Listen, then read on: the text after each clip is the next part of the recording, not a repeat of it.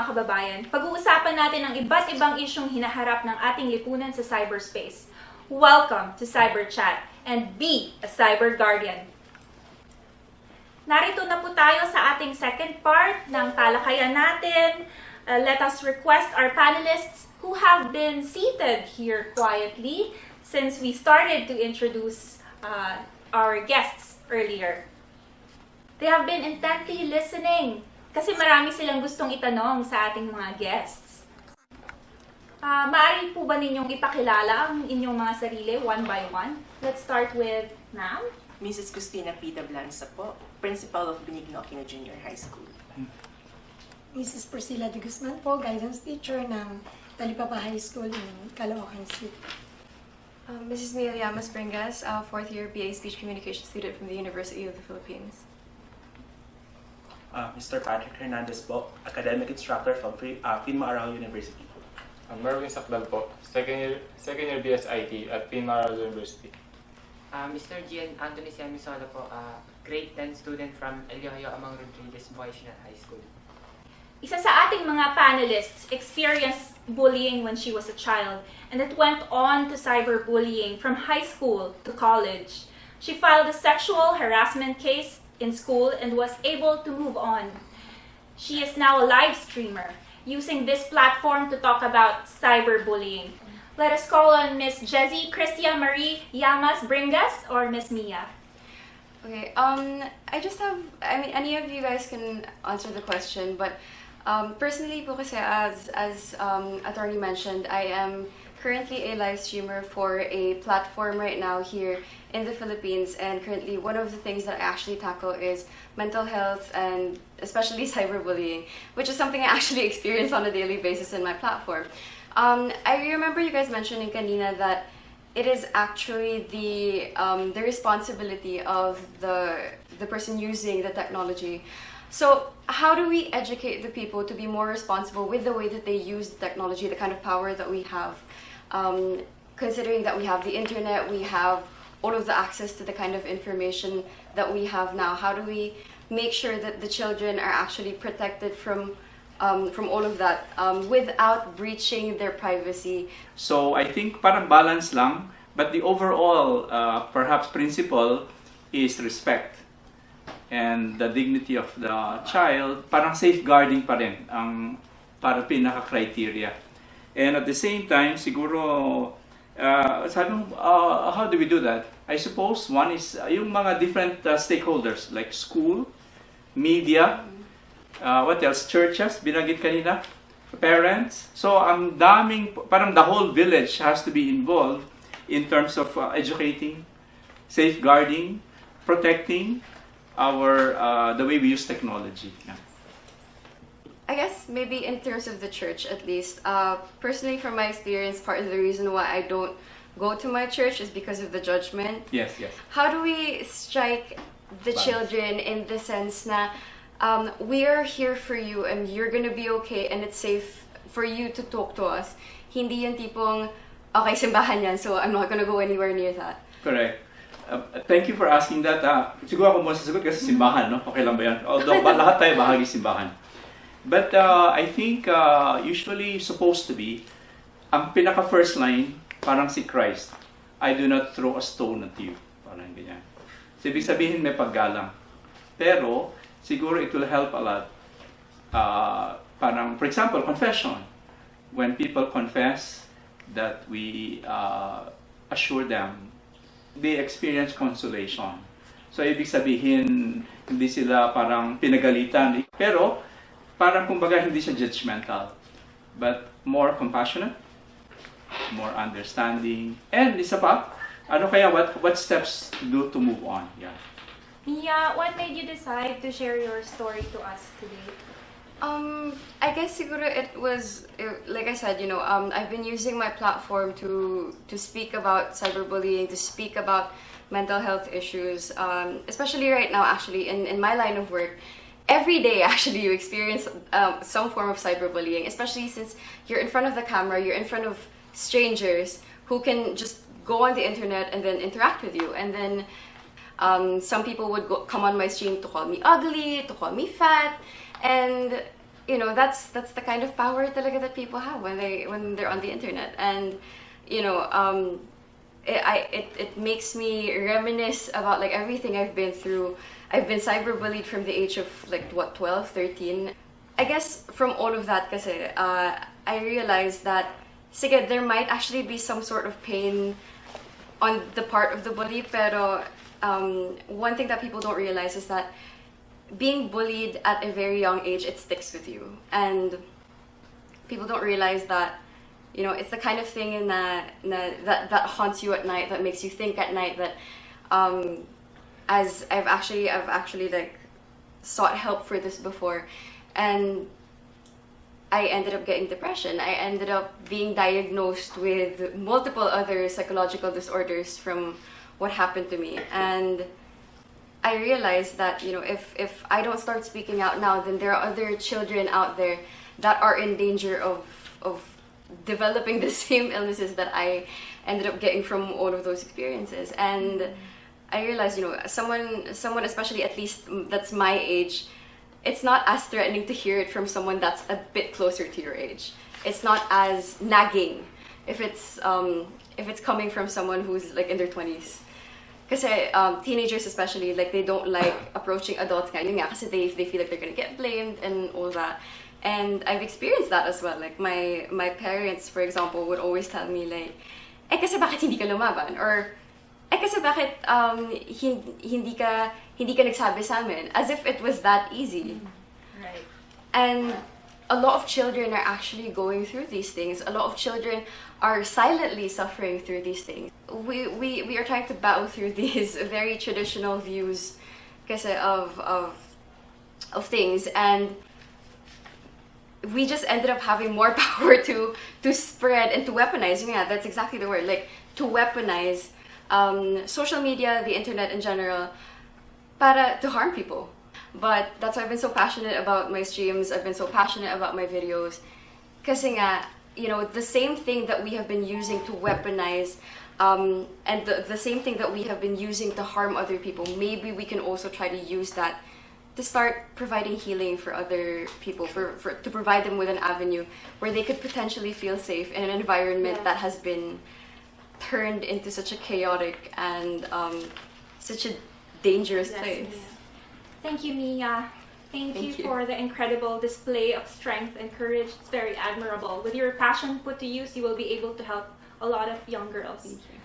Our next panelist is an achiever, an outstanding student who is a victim of sexting.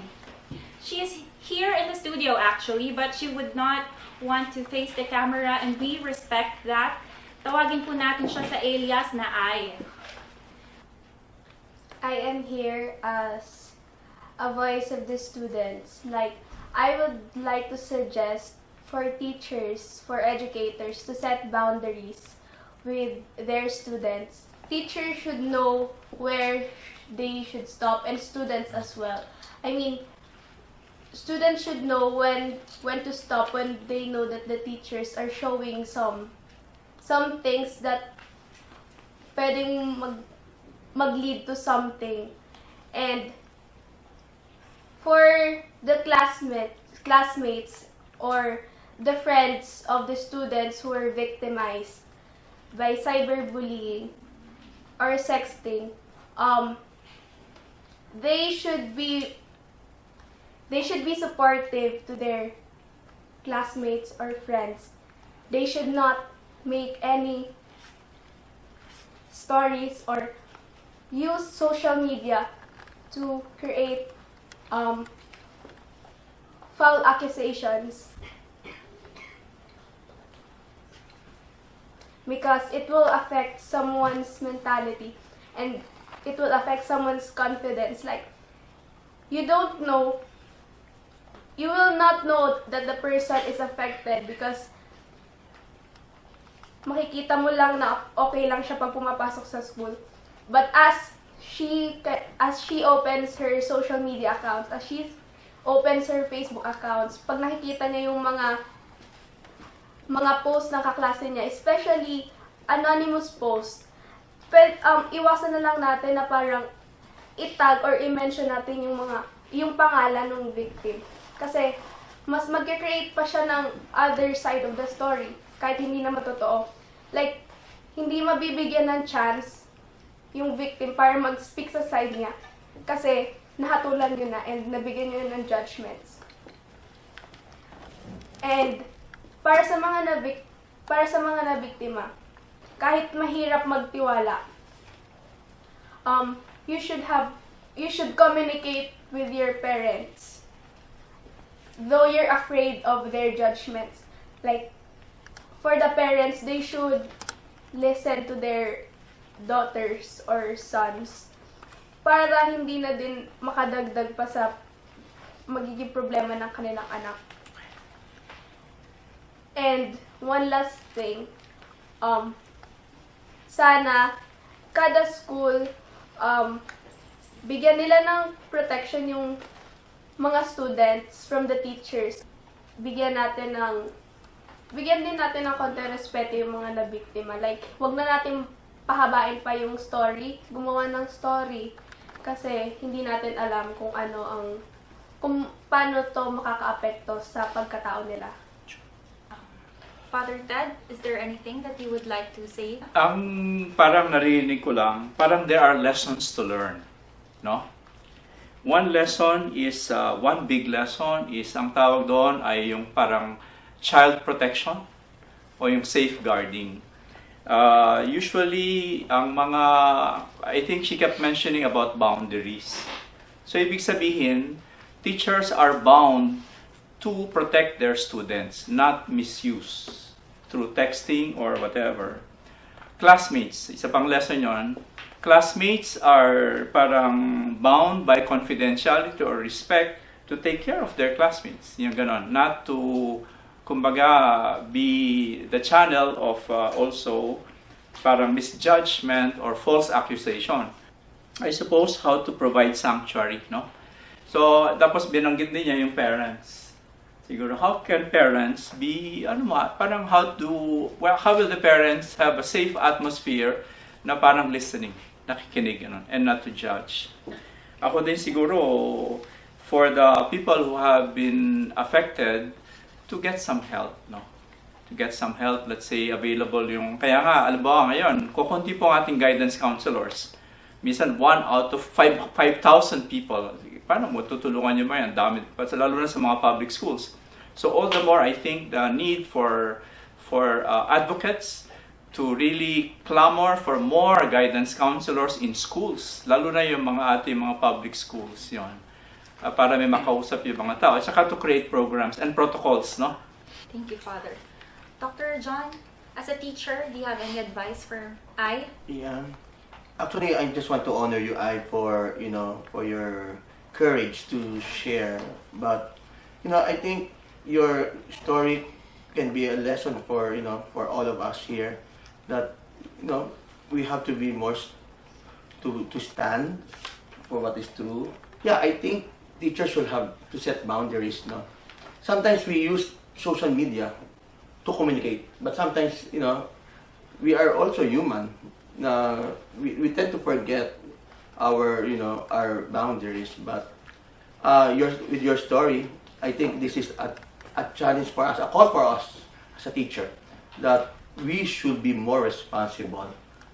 And I still believe that it is also a call for us, na sinabi nga ni Father na at yung guidance counselor, siguro it is also a call for us to increase our peer counseling, kasi to empower more kids or more children to peer counseling. Kasi I know there are some issues na hindi kaya i-voice out ninyo mga kabataan sa teacher, kasi maybe generation gap, Pero if you're able to to strengthen the peer counseling in school, madali ma-voice out to. And I think ako personally, I just want to address this also to the school administrator, na hayaan yung bata na express it, na hindi pwede i-suppress, kasi minsan we have this kind of listening skills that kahit paano. Kasi there are some words na akala natin mali yung agad yung sasabihin ng bata, yung pala meron na talaga silang gustong ilabas or ipaglaban. Okay? So thank you for sharing. Talagang is a challenge for us, teacher. This one. We'll go now to Dr. Angelo. Any advice for I, sir? But I'm more concerned about yung sa'yo, Mia, internally, because from where you're coming from, my impression is that you seem to still be suffering from this experience on a deeper level, okay? With the way you would be responding to the question and all of that. So yun yung aking concern here in my comment, okay, yung remark ko. Cyberbullying, kagaya ng ibang mga ginagawa sa atin ng mga offenses, okay, and crimes and so on, it's outside of you, Mia. What I'm saying here is that the cyberbullying happened to you, but it is not you. That could be something na pwedeng makatulong sa'yo. I'm sorry. Okay, makatulong sa'yo with regards to how you would process it. Okay, that part na nangyari sa'yo. Kasi much of the time, kaya merong mga out of control reaction, merong lingering emotional distress, and even suicidal thoughts and so on. It's because nagkakaroon ng fusion between what happened to you and who is you. It happened to you, but it's not you, and so on. Ultimately, you're the one who would need to help yourself. It's an internal thing. So isang magandang ma-practice mo, it happened to me, but it's not me. In other words, hihiwalay mo yung nangyari sa'yo doon sa value mo sa person, yung worth mo as a person, your future, di ba? Yung good blessings around you and so on. Hihiwalay mo yung partner. And that could be the beginning of your detaching from the pain. Detaching from the trauma. Pag nahiwalay mo yung dalawang yun. Hindi ikaw yun. Iba yung ikaw.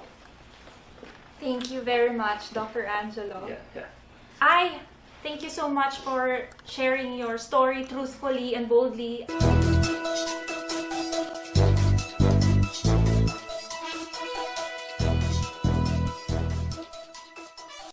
We have heard 2 cases of cyber-bullied victims earlier. Would you like to hear now from a former cyberbully? Let us welcome Mr. Patrick Hernandez, a cyberbully who turned into an advocate against cyberbullying. Good day, Sir Patrick. Good day po. Sir Patrick, can you talk about yourself? Can you tell us who you are and why you used to be a cyberbully? What changed you, Sir Patrick? I want to share this part of my life when I was even a child. Experienced a lot of things in terms of bullying and turned into a cyber one. First of all, how are you going to accept someone in terms of the appearance? How are you going to judge someone or criticize? Is it about the, first of all, is it the appearance, the skills, the intelligence, or how good person is that in a way, in overall? How are you going to criticize those people? So, nangyari po sa akin yun. When I experienced that, I also asked myself, what is the feeling of being bullied, and what is the feeling of being a bully? What am I asking for to feel that way? Nung naranasan ko siya, na-try ko, siguro, hindi ko na siya, na-try ko siya college na, because I'm suffering from my childhood till high school, and even some part of my college life. And then, it turned out na, once I bullied someone, once I throw harsh words or parang mga hindi magandang salita to criticize someone based on their appearance, for what I've experienced, it feels like, ito pala yung feeling nun. Parang ganito pala yung feeling na parang powerful ka kasi takot sila sa'yo, o o parang meron sila sa yung meron ka nasasabi sa kanila na hindi nila kayang lumaban sa iyo. They cannot throw things, also bad things about you, na parang pakiramdam mo parang, okay, boss ako, o parang mas powerful ako sa iyo. You don't have power. So that's why I saw the two faces of being a bully and a cyberbully, or a bullied one. I realized na mas marami palang things na kailangan mong tignan na side of your lives, side of others' lives. Sa buhay nating mga tao, there are two different sides of stories that we should hear. Patrick, there's a question from one of our guests. Sige po, Dr. Angelo. So, that bullying that you did before, naging bully ka, Yes po. ang naging excuse mo ay dahil binuli ka. Yes. Sa palagay mo kaya ito ay magandang excuse sa pangbubuli mo sa iba? I think that's not what we can call, Doc, as an excuse. But we are also, as a person, that we're also asking ourselves that, what is that kind of feeling? What feeling are those, for those people na, yun yung feeling nila, and you're always asking yourself, you are seeking for something that's to make parang even, parang you are seeking information. Parang ganun po, bilang isang tao, bilang parang isang estudyante, or bilang isang bata, you are seeking information. What it feels like. We can ask naman, Dr. John, ano pong tingin niyo sa analysis ni Patrick? I just want to reflect on kung ano nangyayari kay Patrick na, I think those are your messes in life, no? Yes. Okay? What inspired me, your message becomes now your message to others. Alright? Parang, I know you will have this kind of, bad things. But I want you to use that, your mess becomes your message to others. And that's just what good thing for you. That's it. Thank you, Dr. John. Father Ted? Una, inaamin mo, nang bully ka. Yes. So, ibig sabihin, parang, it's like a person who is trying to be honest. Yun. I think that's good, no? Tapos, naging advocate ka pa. Yun. Buti na lang. Kasi, ibig sabihin, hindi ka tuloy-tuloy na nambuli, parang ganon. Kasi kung ikaw ay binuli, at nambuli ka ng tuloy-tuloy yan, because sabi mo, it's powerful, and natatakot sila sa'yo, I admire you. Yun. For admitting that once upon a time, meron kang hugot sa nakalipas, kaya nangyari to. I just noticed an interesting component here. No? Isang bully, naka-experience siya ng pangbubuli sa kanya, naka-develop ng compassion. Right. That's something interesting. Okay, usually yung mga bully, nahihirapang maging compassionate yan.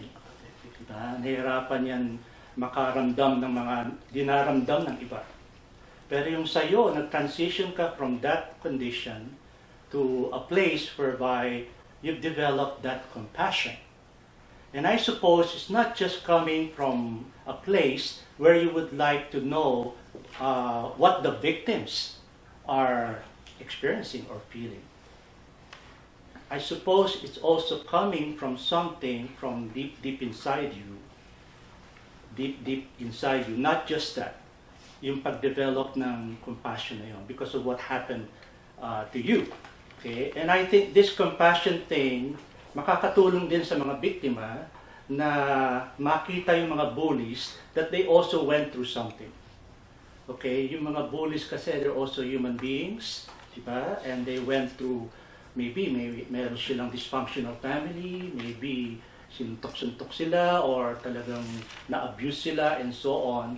And I think part of letting go of the victim would revolve around that also, having compassion for the bully. Karoon ng compassion din sa bully. Hindi mo alam yung storya niya diba? Pero ikaw kasi, nabiktima ka, diba? Pero maraming ganung istorya na the compassion can accelerate the healing. kung nahirapan kang mag-let go of the anger, let go of the depression, let go because you were bullied. Maybe you can put yourself in the shoes of the bully, and maybe yung istoryang yun, something that might help you. Thank you so much, Dr. Angelo. Thank you, Patrick, for sharing your story of transformation from being a cyberbully to now becoming an advocate against cyberbullying.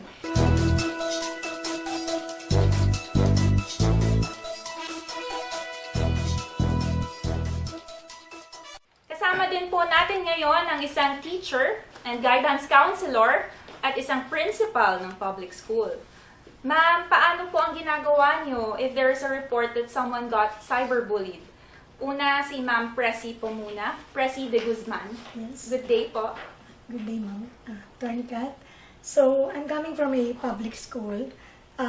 Just a bit of correction. I'm not a guidance counselor. Oh. I'm a guidance teacher.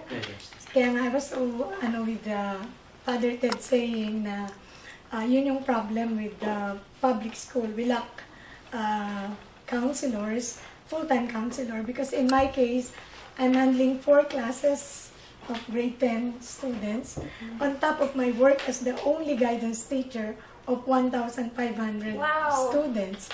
So, going back to the reporting, I tried to make some protocol in terms of reporting because by this time, yung cyberbullying, parang naka-identify siya as a violation of some certain rules. Yeah. So if that would be the case, that would be on the prefect of the discipline. So most of the time, reports are going to the discipline officer. But as far as my personal case is concerned, yung reported bully sa akin, it's the parents who reported. So yun nga, as we go along with the discussion, I've been hearing na totoo po yun. Hindi ganun katapang yung mga estudyante to report that they were cyberbullied. Because in the case of the parents reported to me na cyberbully yung anak niya, at ang una niyang sabi, ayaw po ng anak ko na makarating sa school. So, bakit niyo po pinarating sa akin? Kasi ma'am, lagi po akong wala. Solo parent kasi siya. So, nakikita raw laging tulala yung anak niya. And he got worried. And then the student confided to the father, pero on the condition na wag daw paratingin sa school. So, paano natin i-gagawin yung case kung hindi pararatingin sa bata? So, I've talked to the student and I've told, sinabi ko lang na parang may narinig akong ganito. And then he opened up. And then I said, what if we will be filing a case against, how do you feel? And then nabuhayan siya at sabi niya, siguro ma'am, para naman maramdaman ko na nagkaroon ng katarungan yung nangyari. So we ended up to the principal's office. We called the parents. Only the parents of both party agreed. So yun lang po, as I was listening na yung cyberbully and the bully both has to undergo some counseling. Kasi yung naging ending sa amin, nag-decide na lang yung parent ng bully, ililipat na lang yung anak niya. So it's leading to my question to the panelists na kasi parang ang dilema kasi ng school, wala kasing definite sanction ng isang bully. Parang gano'n. So, parang kasi ang teacher, if they will report a bully, automatic they would think ano yung parusa. Diba? Pero kung talagang counselor kayo, isipin mo, hindi naman, parang drugs lang yan eh. Ang drug dependent, hindi naman talaga sila criminals in the eyes of they are even victims. So parang ganon. I would like then a follow through in a more general and more, I would say, mas malawak po na saklaw. I'm throwing this question. Ano ba dapat talaga ang aming mga response, immediate response, dun sa reported bully? Thank you, Ma'am Presi, for your dedication to the students. Thank you for your faithfulness in serving the school and the students. We'll go now to Principal Cristina Tablanza.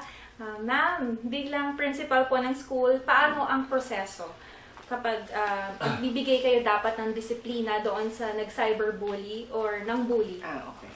So first, the job of a school head is to make sure that the teachers, even the administrators and the students are capacitated when it comes to their behavior.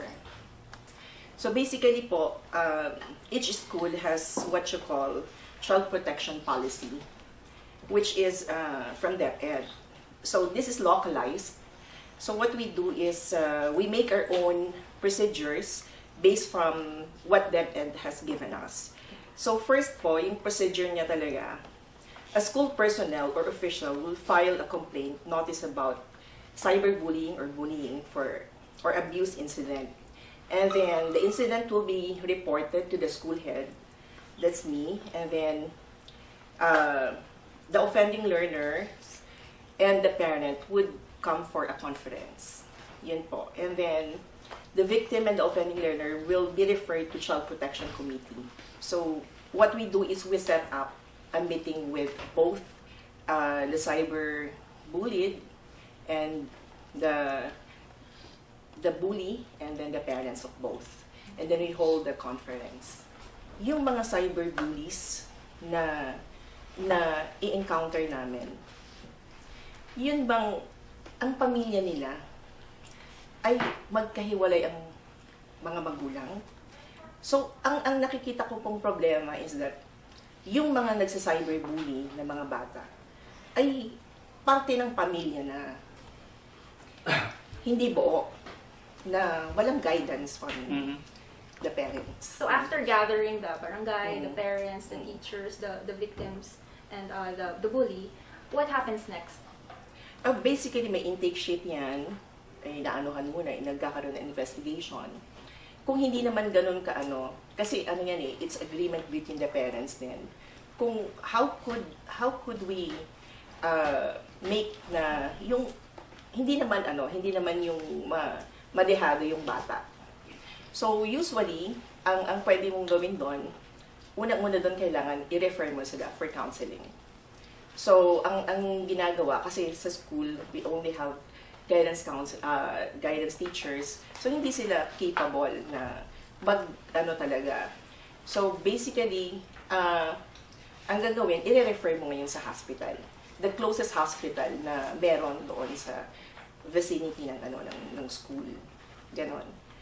So, yun yung problema namin. So, ang tanong ko lang po naman is how could we help our students na ganito yung kanilang setup?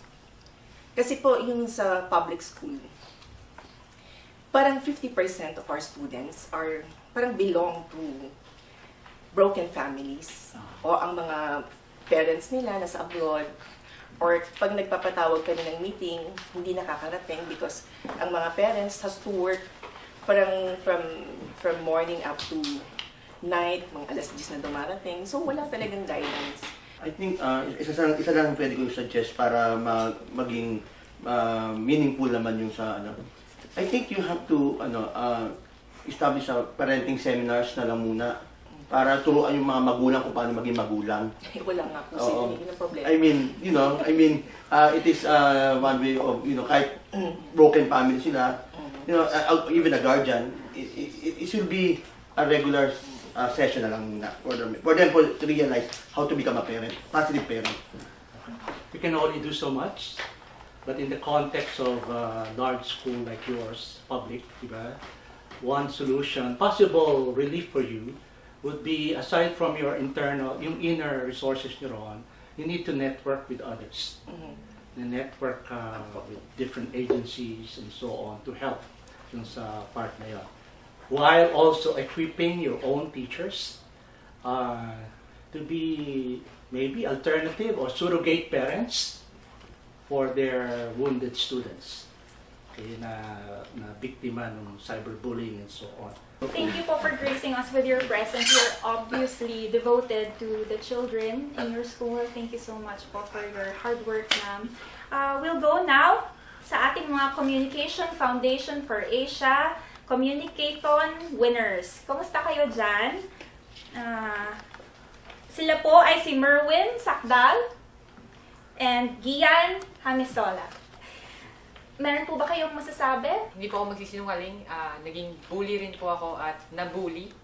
So, nung mga panahon po na nabubully ako, wala po akong matakbuhan. So, katulad nga po na sinabi ni Dr. Jan po, no, na minsan po yung magulang, imbis na matulungan po nila yung mga anak nila, lalo lang po na daragdagan yung sakit na nararamdaman ng mga bata. So, nung mga panahon po na nabubuli ako, hindi po ako lumapit sa magulang ko. Nung naging high school po ako, doon po ako naging bully. Hindi ko po yun itatago, hindi po ako magsisinungaling. Naging bully po ako. At tama po yung sinabi niya na minsan po masarap sa pakiramdam na parang takot sila sa'yo, na nararamdaman mo na may parang mas makapangyarihan ka. Sino po ba talaga yung the best na malalapitan sa mga panahon po na nag-iisa ka? Yun po. Father Ted, perhaps you would like to answer the question. Siguro kung pwedeng, una, mag-audit muna yung buong eskwela. Kumbaga parang titignan natin sino yung parang posibleng mentors. In the meantime, na wala pang mga guidance counselors. Baka may mga mentors na pwedeng tumulong. At saka i-identify ng, di ba may mga eskwela parang merong mentoring program. O kaya merong peer counseling, mga kabataan, no? Actually, kanina kausap ko nga siya, meron siyang mga suggestion eh. Baka pwede mong sabihin yung mga suggestion mga kuya? Sige. Ay, yung suggestion po na sinasabi ni Father ay tungkol po sa campaign namin, which is the mix filter, na i-filterize po yung mga bad words na ipopost, na tinitend po nila na i-post sa Facebook, mga ganun po. So, instead po na lalabas yung mga words na yun, magiging emoji po siya. Kasi po, sabi po ni Dr. Jan po kanina, na kung ano daw po yung mababasa ng bata, papaniwalaan niya daw po yun. So, why not change it into emojis na lang po? So, less hate, more love. Parang That's ganun. nice. Ang galing. Oh, let's go back na kay Merwin. Are you ready? Isa din po ako sa nabully. And then nag-turn po sa, ako din po yung naging bully. I mean, nabullied po ako, then ako yung naging bully. Then hindi ko na po pahabain. Wala po akong masabihan nun na, kaya nung mga nabubully pa ako, wala akong masabihan. So, sinarili ko din tulad nila.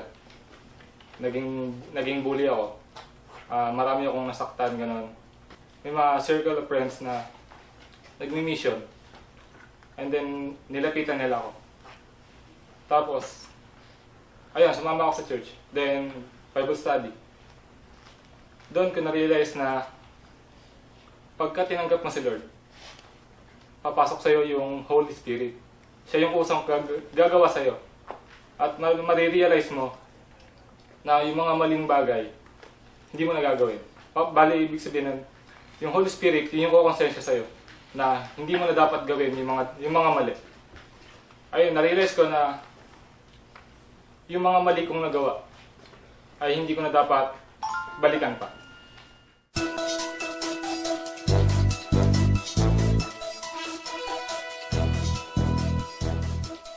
Thank you very much. Thank you to our guests and our panelists. Napaka-meaningful ng discussions natin itong hapon na to. Isang mahabang pag-uusap na naman po ang natapos sa araw na ito. Sana lahat tayo ay nagkaroon ng maraming natutunan sa ating mga resource persons. Your final messages po pala, Dr. John, Dr. Subida, and Father Ted. Yeah. Para sa akin, sa mga bully, okay, and bullied, lahat tayo may nakaraan. All you have to do is to use that a lesson in life. So what's the difference between school and life? Gusto ko i-emphasize yan. Sa school, you have to learn the lesson and take the test. But in life, you have to take the test so that you will learn the lesson. That's all. Thank you. Dr. Angela Subida. Cyberbullying is not purely external. It's essentially, most importantly, internal. At importante na makita natin kung paano mag-deal dito sa lumalawak na problema sa buong mundo dahil nga sa technology, both externally and internally. Thank you, Dr. Subido. Father Ted? Ang dami pong pwede matutuhan, no? Parang mga aral, no? At parang nakikita ko, parang lahat tayo naghahanap ng gabay. Okay? So, halimbawa, ano ba yung tamang pagtuturo ng sex? Kasi pwede siyang abusuhin. Kahit nino. Tapos, how do we protect especially the mga bullied or ganyan, no? O yung pati yung nambubuli, no? Tapos, how do we help our parents make sense of all? Halimbawa, meron binabanggit kanina na yung communication skills, makikinig, hindi lang mag-judge agad. Although, we are brought to already the awareness na, naku, wala yung mga magulang natin na sa ibang bansa, ganun. Saan tatakbo yung mga bata, no? Sinong guardian, no? Isa pa yun. Tapos ayaw mag-attend sa mga parent conferences, ganun, kasi nahihiya o mga ganun. O ilipat na lang sa ibang school. So, how do we resolve ganyan, mga cases? Tapos, how do we teach responsible freedom? Kasi pwede kang matraffic. Pero how do we have responsible freedom for all? At tapos, how do you use power? Diba kasi, alam mo, sabi nila kanina, kung teacher ako, I have so much power. Tapos yung mga estudyante, pwedeng, diba? So, how do we protect young people? Yan. Parents can also be, they have so much power also. Or classmates. How do we guide our young people? Tapos, natutuwa ako kanina na sinasabi nila na yung faith, yung churches, communities, they can also be parang doors for change, for conversion. Natutuwa ako doon, ha? Salamat, ha? Kumbaga, parang si Saint Paul. Di ba dati siya nabubuli? He persecuted the Christians, di ba? All out siya. Pero kasi akala niyo yung tama eh. Okay? Pero in the end, lumawak ang puso niya. Sabi nga ng Panginoon, why are you persecuting me? Parang his view just enlarged, no? Kaya, pati yung mga Kristiyano, kumbaga, in-embrace na niya, tapos yung mga Gentiles yon, mga pagano, no? Siguro, parang sinasabi nito, parang merong role din ang ating pananampalataya, ang ating faith, ganoon. Parang, and there are miracles that happen, sabi mo nga kanina. And then, gusto kong bumalik sa where it all began. Yung mga nabully, at saka yung nambubully, they need help. So sana we can find opportunities and people who can help them, mentors or guidance counselors, or maybe we really have to create laws that will protect people. Baka pwedeng gawa ng hindi lang laws but also implementing rules. Usual naman yan, di ba? Yes, Father. So that we can help people. Above all, sana we can have responsible freedom so that medyo happy naman ang ating mga tao. At saka, they grow to be responsible citizens. Yeah. Tsaka sana, good example naman yung kung sino mang nasa taas, di ba? Bisa nagbumura, mga ganun. So sana siguro, we need to have good example of that so that we can create a culture not of impunity, but really protect our people. Yeah. Thank you, Father, Dad. Thank you to our guests. Thank you to our panelists. We have to remember that inasmuch as we are being shaped by the internet, we in turn shape it ourselves. From Greek wisdom, we learn that excellence is a habit, not an act. The habit of attending to ourselves, of being vigilant in how we relate to others, and the habit of shaping the community through our own small steps all help address cyberbullying. When there is bullying, it should not be a question of fighting back, but fighting with. Together with the Cyber Guardians PH, we at CyberChat believe that we can make a difference if we are working together as one to end cyberbullying in the Philippines. Let's continue protecting the Filipino child in the cyberspace. Be a Cyber Guardian.